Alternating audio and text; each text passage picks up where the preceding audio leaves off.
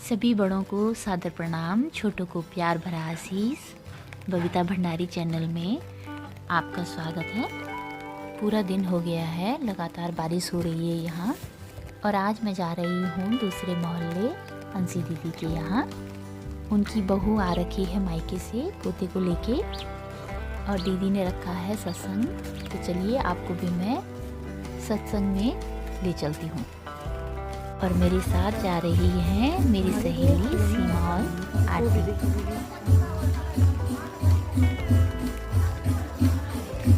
और कीर्तन हो चुके हैं शुरू, और हम भी पहुंच गए दीदी लोगों के घर।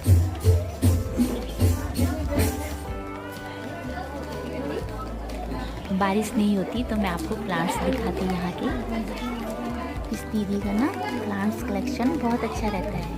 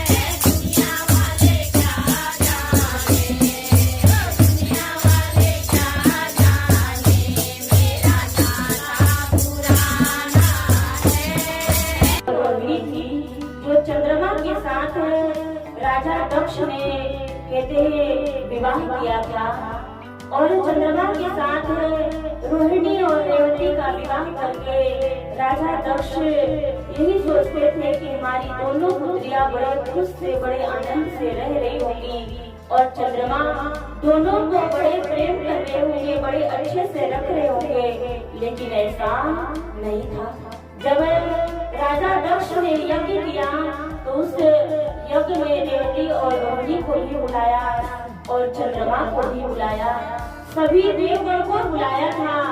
उसके साथ साथ अपने सारी पुत्रियों को बुलाया। और जब उस यज्ञ में आई और यज्ञ संपन्न हो गया तो कहते हैं कि चंद्रमा के साथ जो रोहिणी थी वो जाने से मना करती है कि मैं चंद्रलोक वापस नहीं जाऊंगी। और उसने ऐसा कहा कि मैं चंद्रलोक वापस नहीं जाऊंगी। तब राजा दक्ष कहते हैं कि रोहिणी से पूछते हैं कि तुम वापस चंद्रलोक क्यों नहीं जाना चाहती हो। इसका कारण पता लगाने के लिए दक्ष ने कहते हैं कि सबसे पूछा कि रोहिणी क्यों नहीं जाना चाहती है।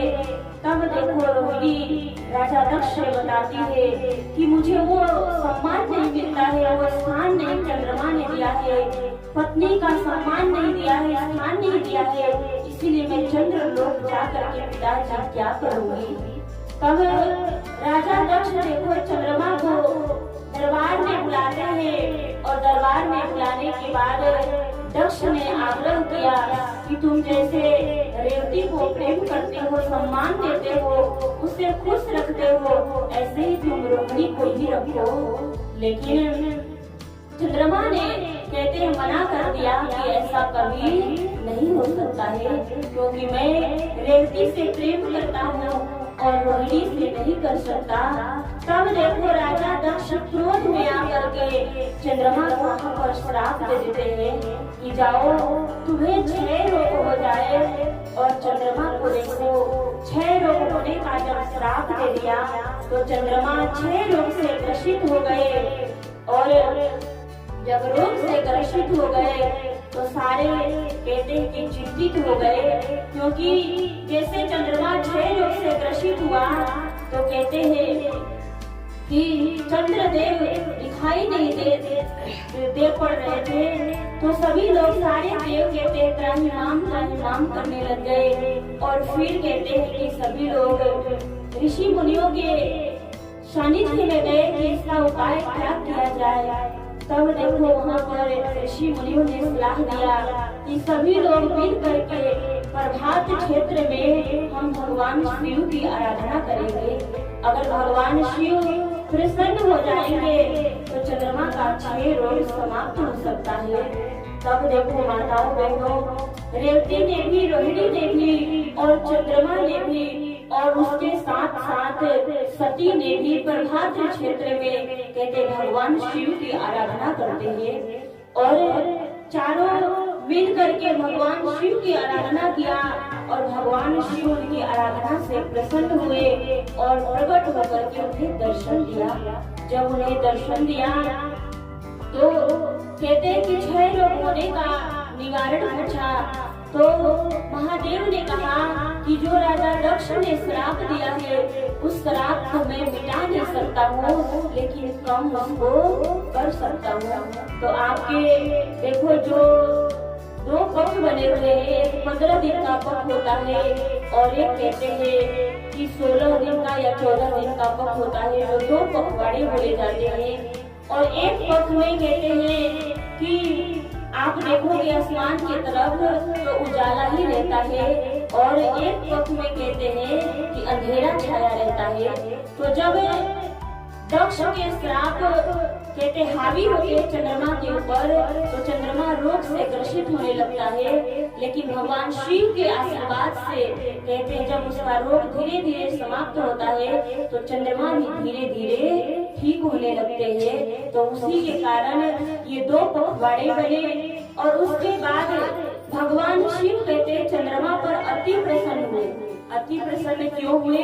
क्योंकि चंद्रमा बीमारी की अवस्था में उसे 6 रोग होने का श्राप मिल गया था, 6 रोग से वो ग्रसित हो गया था, फिर भी उसने भगवान शिव की आराधना की, भक्ति की, उपासना किया। तो इसीलिए देखो भगवान शिव प्रसन्न होते हैं और करके भगवान शिव कहते हैं कि चंद्रमा को वरदान देते हैं और खुश होकर कहते हैं कि आज के बाद हे चंद्रदेव आप मेरे मस्तक पर विराजमान रहोगे और आज के बाद मैं तुम्हें अपने मस्तक पर धारण करता हूँ। और जिस दिन सभी ने मिल करके आराधना किया था देखो उस दिन महाशिवरात्रि थी। तो इस उद्देश्य से भी महाशिवरात्रि मनाई जाती है और महाशिवरात्रि मनाने का यही उद्देश्य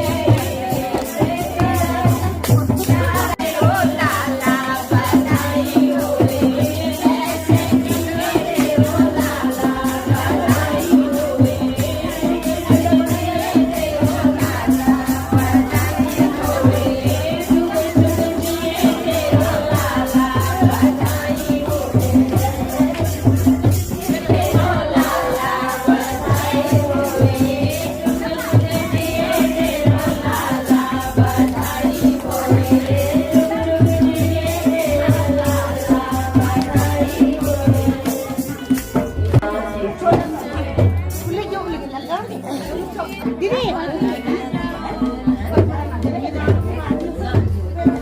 नाश्ते के बाद हम घर की तरफ निकल पड़े।